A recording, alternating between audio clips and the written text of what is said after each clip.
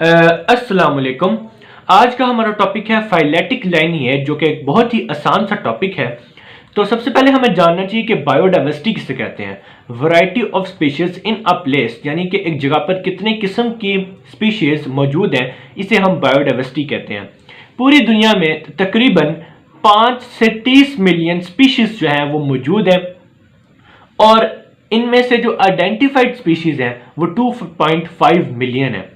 इनमें से जो इंसेक्ट्स हैं वो 53% हैं, एनिमल्स 19.9% हैं, वेस्कुलर प्लांट्स 17.6% हैं, जबकि प्रोटोजोआ, एल्गी, फंजाई और प्रोकैरियोट्स सिर्फ 9.4% हैं। अगर हम फॉसिल्स को देखें तो सबसे ओल्डर फॉसिल्स फिश के होते हैं, यानी कि सबसे पुराने जानदार फिश होती थी। उनके बाद एम्फीबियंस आते हैं, उनके बाद रेप्टाइल्स आते हैं, और रेप्टाइल्स से फिर आगे परिंदे और मैमल्स आते हैं। ये फॉसिल रिकॉर्ड के ऊपर बेस्ड चीज़ है। इस तरह एंसेस्टर से डिसेंडेंट तक जाने को, जैसे हम फिश से बर्ड्स और मैमल्स तक गए हैं, इस तरह की सीरीज को हम फाइलेटिक लाइनिएज कहते हैं।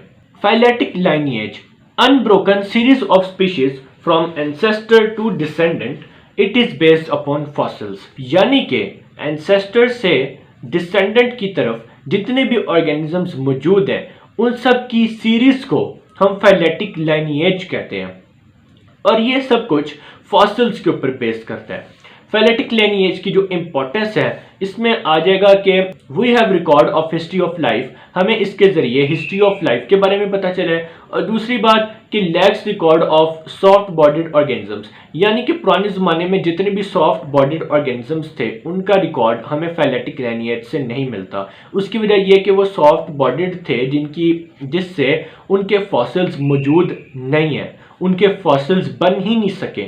तो इसी वजह से हमारे पास उनका डाटा और उनकी हिस्ट्री मौजूद नहीं है।